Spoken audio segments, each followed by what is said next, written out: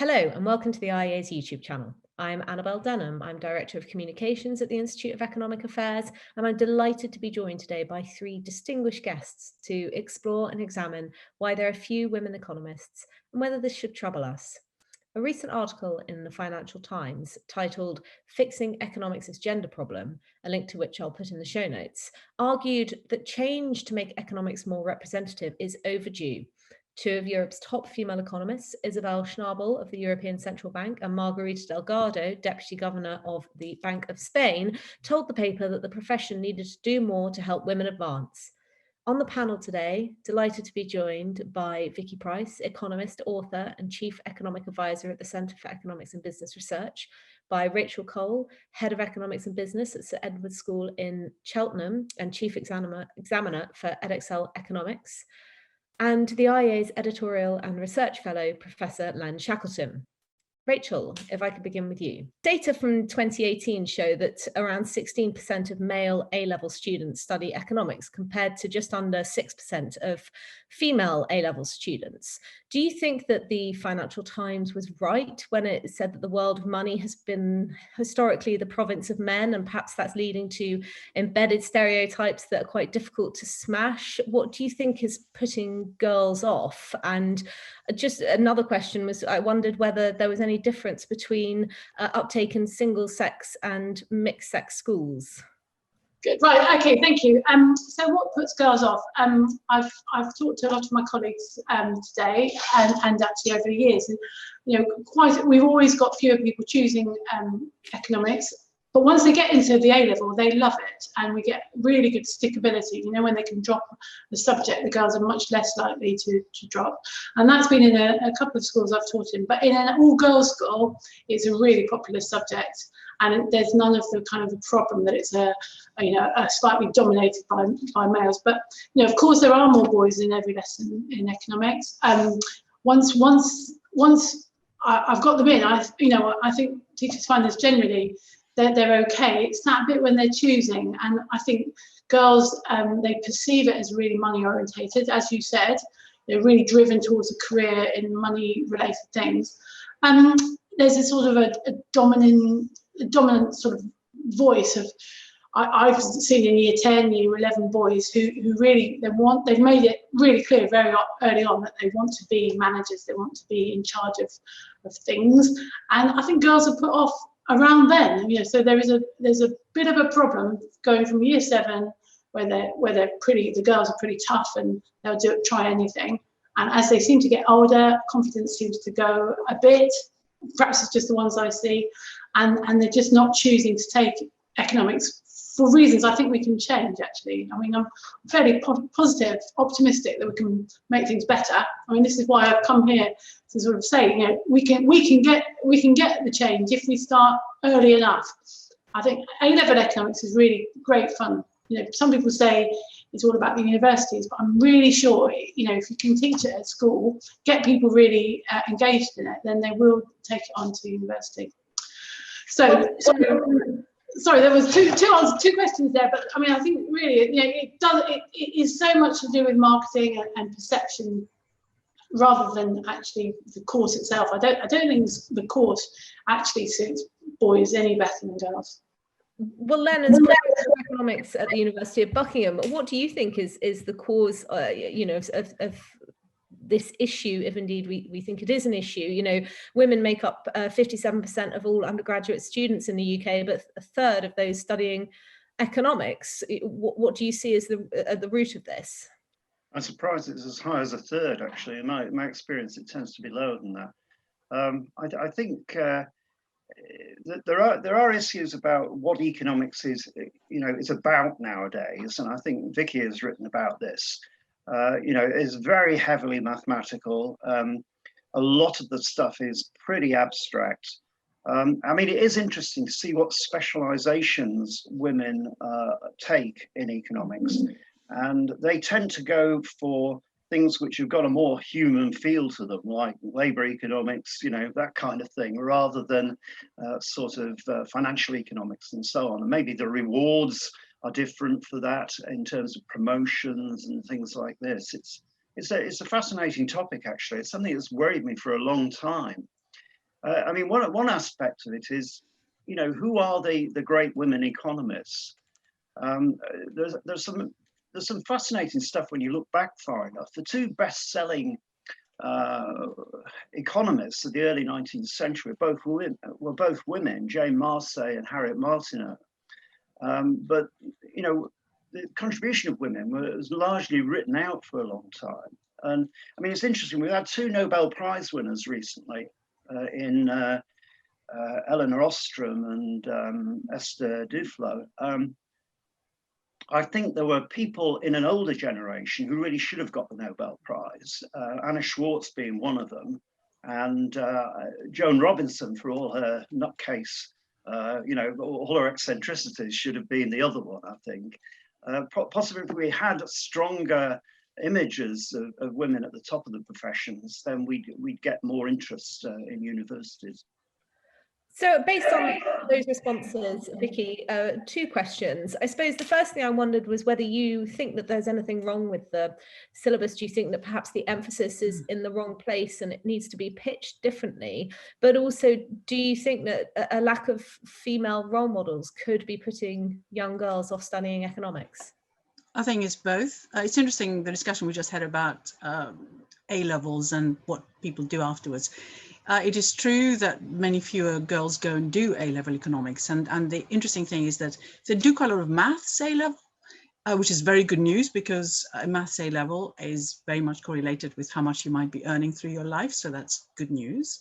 But in order to go and study economics, there is a general feeling that you've got to have done an A-level economics as well, which isn't necessarily a requirement, but it certainly is something which is very prevalent. So when you see who has studied economics, you find that 70% of those who do have done A-level economics. So it needs to start at an earlier stage to ensure that girls do find the subject approachable, but also that the subject is available to them. What we know is that it happens mostly in private schools and grammar schools where you can get taught economics.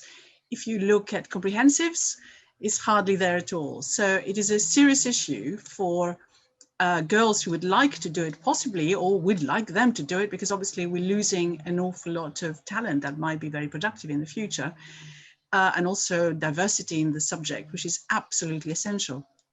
Now, if we can't change that, then we're still going to have that problem of girls just not having access to what that subject can do. And then when you're thinking about how do you sell the subject, yes, it's true, and I have written about it in my book, Women versus Capitalism, that you end up with quite a lot of concern that this subject is a male-dominated one, because you have the vision of a man in the city with loads of banknotes falling from the sky, but you also, of course, don't have enough role models. And if you look at the percentage of chief economists who are women in the private sector, whether it's in the financial sector or in private companies, it's very small by comparison to the men. If you look across the academic world, again, what you find is that as you move up the ranks, the percentage of female professors goes down very significantly. You have that also in think tanks, in central banks. So are you missing those types of role models? And yes, we've had 2 Nobel Prize winners. They have, of course, shared it with men. And there is also a real feeling, I'd like to hear more from the others, that as women produce papers, for research purposes and also for them to be evaluated, what they find is that if they do them jointly with a man, this is particularly the case in economics, it's the man who gets more of the quotes, if you like, or the quotations and citations, and the man who tends to get promoted above the women. And those Nobel Prize winners we have seen, the 2 of them in 2009 and in 2019, shared, of course, the Nobel Prize with others. It's quite common to share it, but nobody has won it in their own right. Len, would you like to come back on that, the idea that not just that women are sharing it with men, but that perhaps men are getting more of the credit for it, or more of the coverage? I think that's right, and that's been going on for a long time. I mentioned Anna Schwartz before, and I think Anna Schwartz, who made major contributions to monetary and business cycle theory and so on, because probably her best known work was done with Milton Friedman. Milton Friedman has been, has got the kudos from that. And yeah, I think that's possibly true. Quite what you do about that, I don't know, because the citations are a very peculiar way of measuring these things. I mean, often the first named author gets the credit for it, even if they've done very little for this. Maybe if the ordering of papers was done differently, so on, it might have some impact, but it's a difficult one. Well, I think a really interesting point that we've sort of touched on thus far during the discussion is just how young girls need to be for us to try and encourage them to study these subjects. I used to work at a think tank for entrepreneurs, and look at research that showed that young girls wanted to be pop stars and young boys wanted to be Bill Gates or Elon Musk, and it's not the same issue, but it's certainly a very similar one. Rachel, I wondered what your thoughts are on that and how we can perhaps change attitudes from when girls are much younger. And another question I did have for you was perhaps, can we learn any lessons from the government's efforts to encourage more girls into STEM and apply those to economics? Sorry.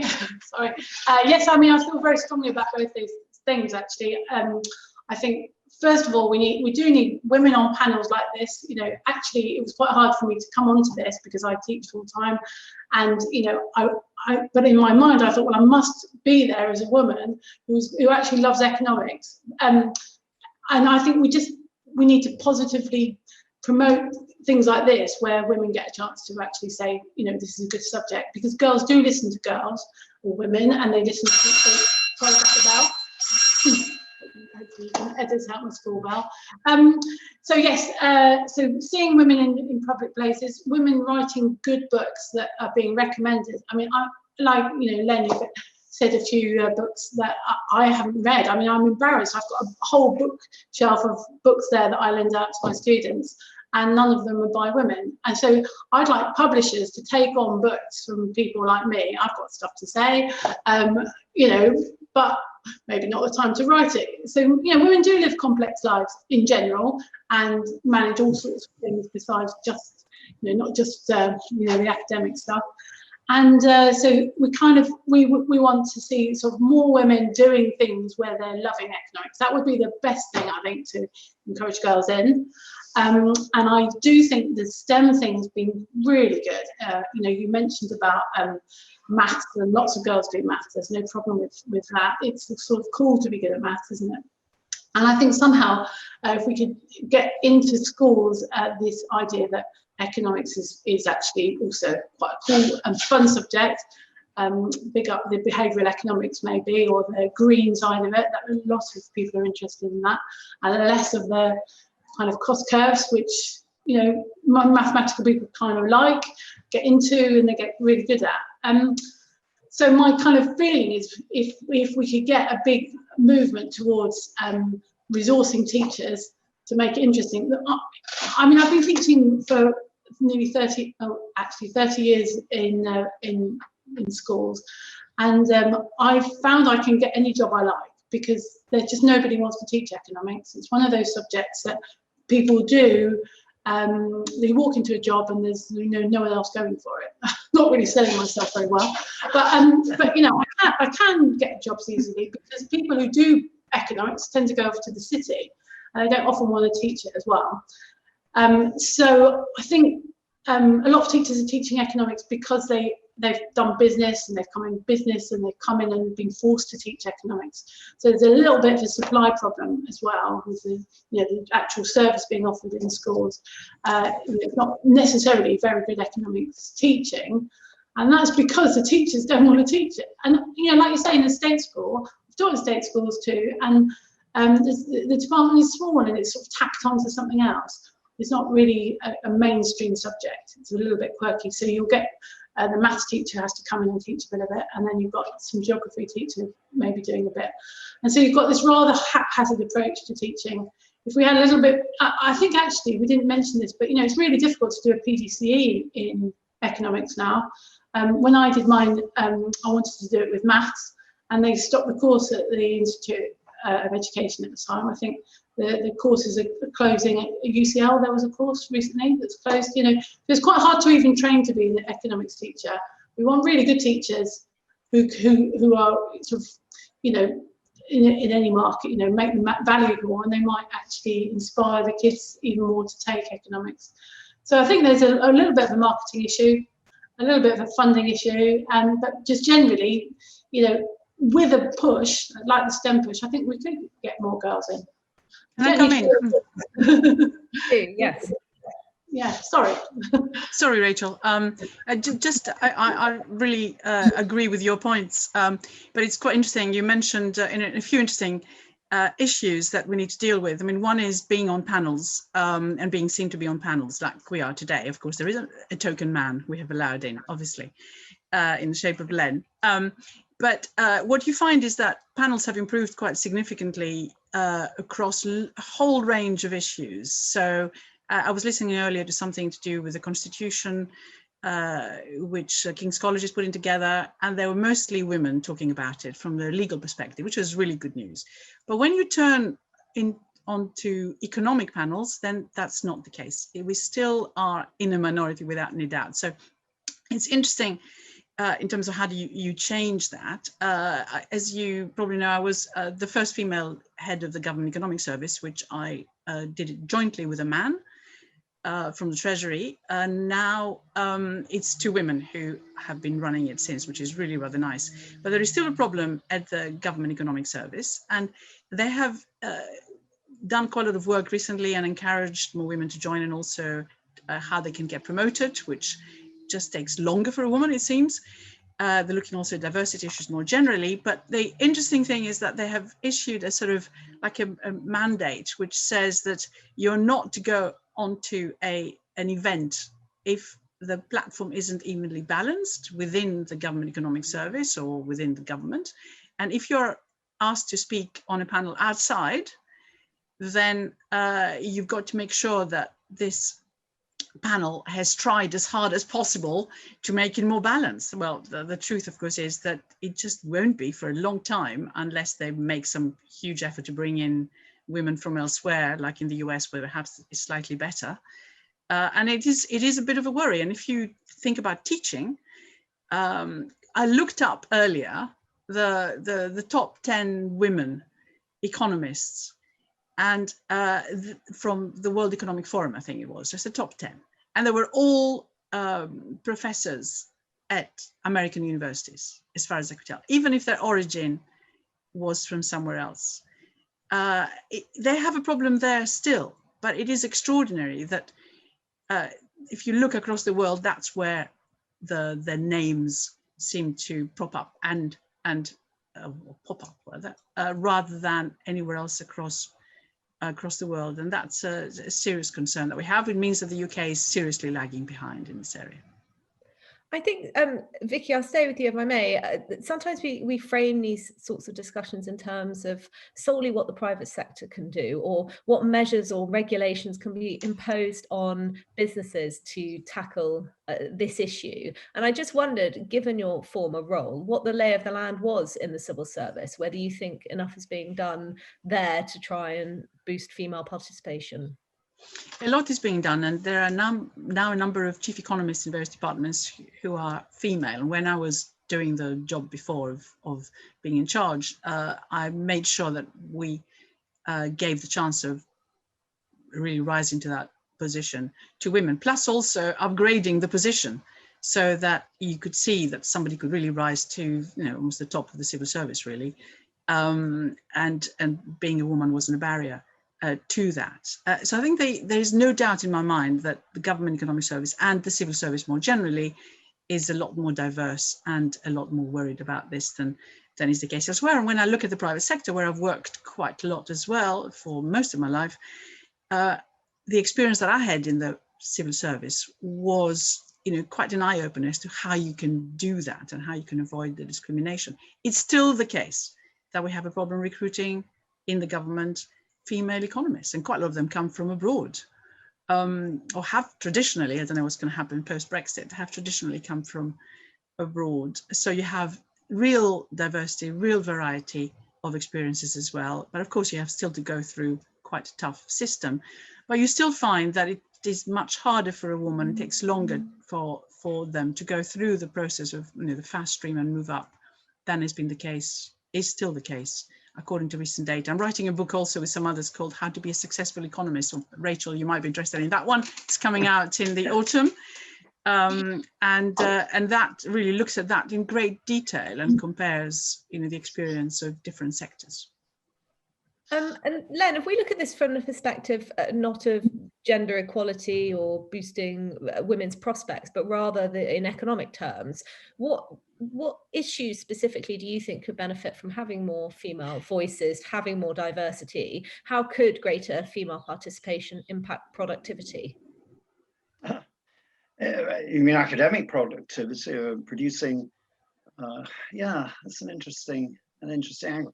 As I say, I have the impression, and Vicky may know more about this than me, but I have the impression that women tend to specialize in particular areas of economics, and I think that may be an issue as well, because some of these issues don't really get the coverage which they possibly should have.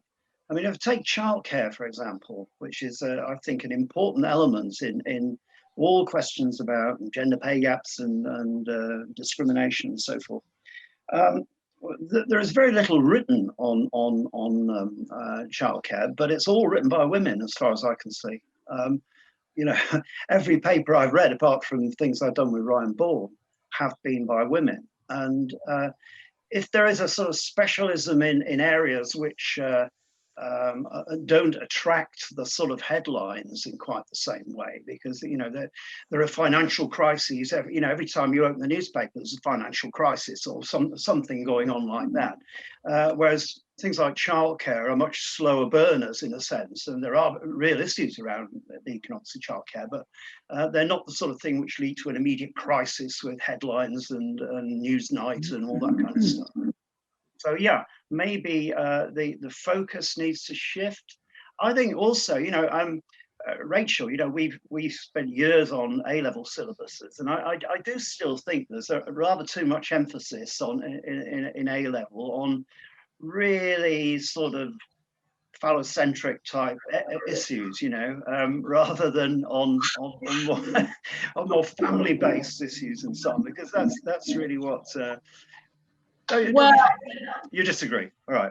You don't have to read papers because I mean, I remember you teasing me because I used to do supermarkets a lot, and that was when I was used to take my trolley with children around supermarkets. But I mean, we have had much broader range of topics recently, and I think we really have moved away from sort of hard-nosed manufacturing type sort of questions, and a lot more, you know, service-based, and I think. You know, I in fact I asked my A-level economists this morning. I said, and in fact there are more girls doing it than boys in year 13. And I said, well, look, you know, why are you doing it? And they all said, well, because I quite like maths and I wanted to do something that was applied. And I thought, you know, this was from the girls who, you know, stereotypically are saying, well, I want to be creative and do soft subjects. And the boys said that one of them said he almost didn't do it and he almost dropped it, you know, because he thought it looked a bit like a soft version of physics or something. So, you know, it's not, there is no one sort of reason why they don't do it. But, you know, so my lower sixth class is all boys, and I just know that something got out there somewhere that, you know, it's a boys subject, and it's like dominoes, isn't it? Once one girl's gone, they all go. So I don't know quite why, but I do think it's something to do with marketing. When children make choices, you know, are they, you know, I've actually just got the How to Choose Your A-level book from the sort of the middle school library, and it's really interesting, you know, really well written. But it's not really selling it to girls. You know, it's very, very much for a fact. You know, you will go into a business, maybe in finance, maybe in government. You know, maybe girls don't want to go and live in London. They kind of feel that they're going to have to go and live in a city. Primarily, they want to, you know, actually they do want to start a family, probably at some point. And you know, there is more pressure on women to get into that earlier for biological reasons or whatever. But I think maybe if we can get more women to come into economics a bit older, like my sort of age, really old, sort of, you haven't got the same family commitments anymore, and suddenly you can do so loads of stuff, and maybe we should try and get people to sidestep in later in life. Did I just say, yeah. Rachel, I keep interrupting you. I'm sorry, I thought you'd finished. No, I could talk forever, that's my problem. So if I just say that in terms of subjects, I mean, I accept what Len's saying, and also what happens with women and children. I've written quite a lot about that, of course, and that's been well documented, not just by women on the childcare issue, but also, if you look at studies by the by the Institute for Fiscal Studies, you see how they track the pay gap after the birth of the first child and how it goes higher over a period. And I'm sure that happens in all, on average in many professions. And also, I mean, the interesting thing is that they've also tracked the commuting that one does. And the longer you commute, the higher, and the gap between the men and women commuting is actually almost a reflection too of or is mirrored in the pay gap that develops as well. And of course, with the pandemic and what happens after, things may change in all sorts of different ways, and it will be interesting to see whether that difference reestablishes itself, especially when people stop perhaps commuting as much. Maybe there's a hope there. But just thinking about the subjects, if you look recently, I mean, I did mention that in central banks and so on, and in quite a lot of financial institutions, chief economists tend not to be women. But in fact, we have had periods when, quite recently, where the IMF, the World Bank, the OECD have all had women chief economists, very successful ones as well. And that's pretty good news. So one hopes that type of profile can filter down, but are we saying enough and bringing all that down to the students so they realize it, and even at an early age? And these women that I have heard speak seem pretty normal. So in the sense that they're not too far removed from what you'd imagine a woman who works might be. So I think we could do a lot more to familiarize people, students, with those high profile individuals who are also human at the same time, if you see what I mean, or at least appear to be when you see them present. So I'd just like to discuss a bit more your first point there, Vicky. As you say, the IFS has found that the wage gap increases to 33% by year 12 after the arrival of the first child. I just wonder, surely this is choice. Surely we want to create a society where women have choice, where they may not want to do economics because it's a demanding role that might make it difficult for them to have children, or encourage them to postpone starting a family. Women often opt to work part-time because they want to spend more time at home with their children. Do you think that there's a lack of people really asking what women actually want to do, and instead you have feminists sometimes acting like they know what's best in women's interests, but they haven't asked them or done surveys or polling to actually find out? The first point to make is that this applies across all sectors, of course, and yet we find that there are fewer women economists than you would expect as an average of the population, if you like. So this is still a problem on the economic side, on the economic profession, I mean. So of course, these child issues affect everyone. And yes, of course, there is a choice that can be made. But the interesting thing is that if you have very limited options once you have the child, then your choices are reduced very significantly. So we're talking again about women making a big fuss about childcare and also poverty, because what tends to happen, of course, is that if you end up either not working or working part-time or working very close from home, then you will inevitably end up with a low-paid job, or certainly earnings overall not being very high. So that affects, your child's prospects and everything else. And the interesting thing is that it's Biden, and of course, quite a lot of people in the Democratic Party have pushed for this, who is looking at providing a lot cheaper or free childcare in order to ensure that that cost is taken out of the equation. And all the studies that I have seen suggest that women, certainly they start work, they're just as ambitious as the men. They do want to rise up through whatever organization they work in or in their profession. And then the child issue hits them. and they don't quite know how to react to this, and they react by just cutting down their hours or taking time off. And we do know that the moment you do that, your job prospects are hugely reduced. And all the studies have also shown that if there is childcare available, quite free childcare available, and there have been quite a lot of localized studies that have been done on that, then you find that the labor force participation increases, and women's move to higher paid jobs also works quite well as a result of that. So childcare provision, if you want to go and use it, is an option that women would embrace very, very happily and continue working if they were given that chance. What's your take on that, Len? Should we be taking a leaf out of the Biden administration's book and be looking to nationalise childcare, and that could lead to more female economists?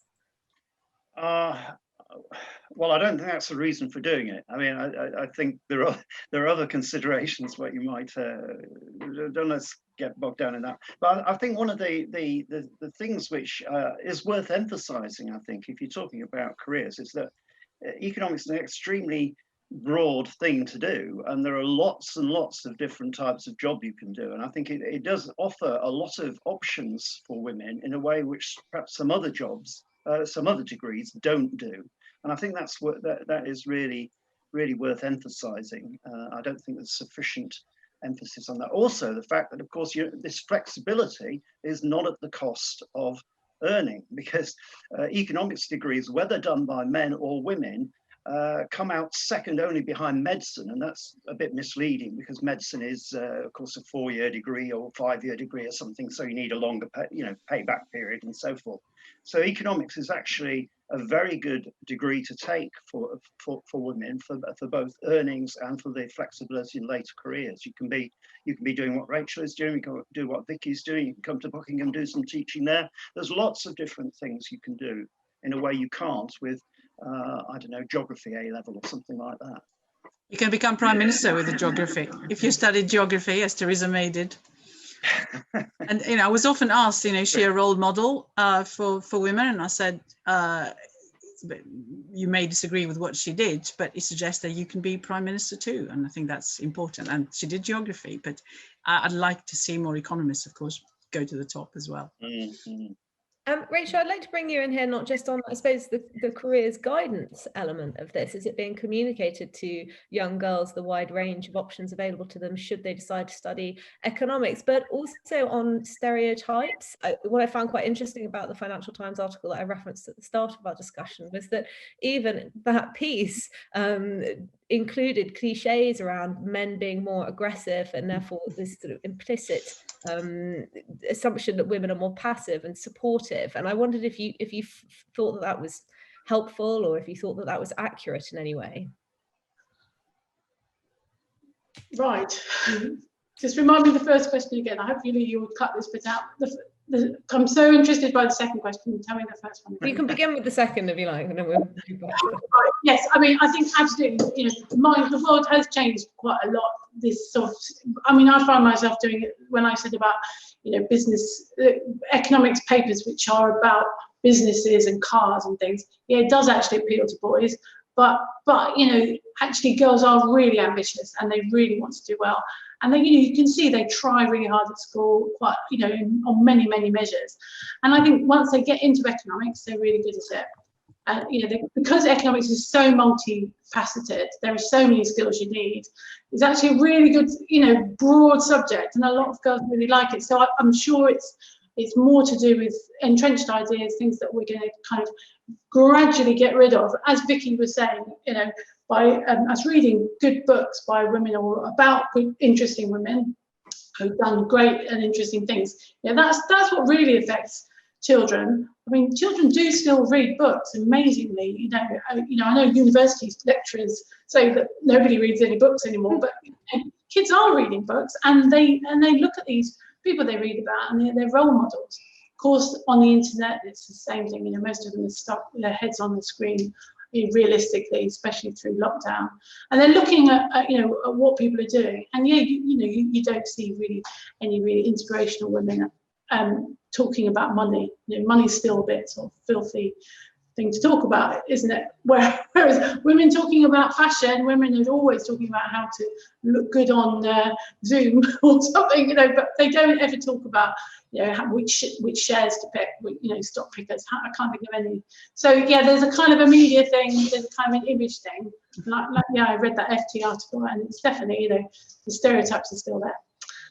Now, what was just in terms of sort of careers guidance, do you think that it's being communicated to young pupils, not just girls, but what range of opportunities would be available to them should they choose to study economics? Well, so yeah, sorry, I do remember now. Right, good. Now, I talked to my careers guidance person at the school, and she's got really fantastic advice. You know, she really knows what she's talking about. But I don't think the students really listen to the careers guidance people so much, because the people they really listen to are their parents and their or whoever they live with, and of course their teachers, actually teachers in the classroom.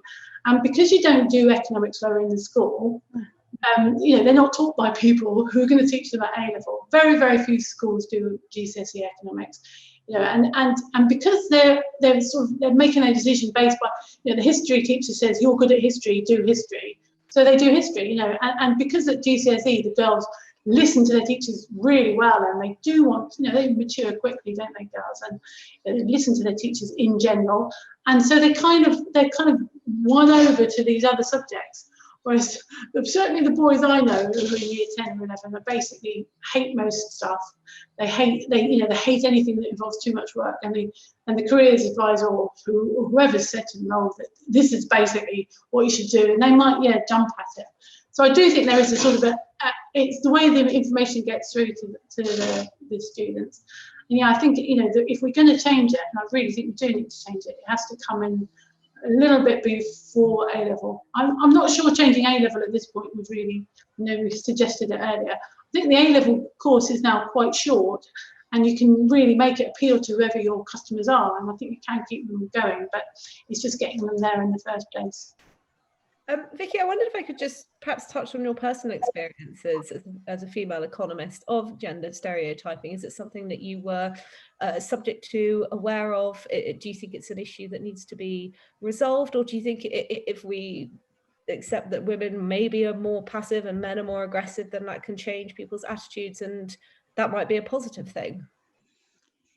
I think you can look at that in two different ways. I mean, first of all, is how do you encourage girls to do more economics, and that means that they have to have the role models, as we discussed, for them to see that they can do all sorts of very interesting things, and we all have a duty to ensure that that happens. So I think it's the supply that's a serious issue for me, of enough women wanting to come into this. And of course you need to change the view of firms, organizations, so on, in terms of letting women in and also promoting them more easily, so that you don't get that type of reaction against women that you do perhaps at present. But I think that has changed slowly in the financial sector. My experience, as you suggested, you know, shows that you've got to be pretty firm in your ambition.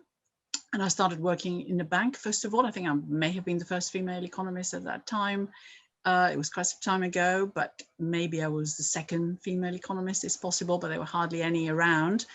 There wasn't any serious discrimination from that point of view. Just, you know, once you got in, you could talk about economics as easily as anybody else, and I didn't find that to be an issue. So really it is the supply and the determination, once you have that degree, to really get into a position where, you know, someone pays for you to be providing that advice, and you will be used pretty well. And what I find is that there are quite a lot of women who now appear a lot more regularly on radio shows early in the morning, for example, talking about, you know, the latest whatever trends, market trends there might be, or looking at share prices and so on. Not as many as you would like, but certainly that is increasing. And I don't think there is any that I can find sort of negative reaction to that. So I think that has changed. It's just that there's still not enough of them around. So it's not that we don't want to listen to you because you're an economist, you talk about economics and you're a female. It is more that they're not enough around, and we need to do a lot more to get to that position. So that is actually quite an optimistic view. If we can sort out if you like, the sort of supply chain, we might actually get there. The pipeline. I'll just stay with you, Vicky, because, you know, as you say, you were in the minority. What inspired you to become an economist and to stick with it?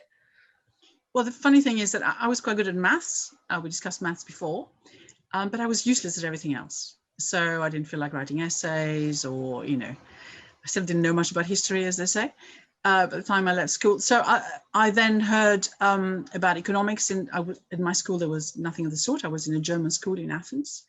Then decided to join some male friends who were intending to come to the UK from an American college, and I started going to evening lessons with them, and I suddenly thought, my goodness, economics is really interesting. It uses my maths, and also it widens your horizons. Just as Rachel and Len were saying earlier, you could use it for all sorts of things, and it's just a way of thinking, and that appealed to me hugely. And I think that's the important lesson, I think, to convey to everyone who's thinking about economics, that indeed you can apply it in so many different ways.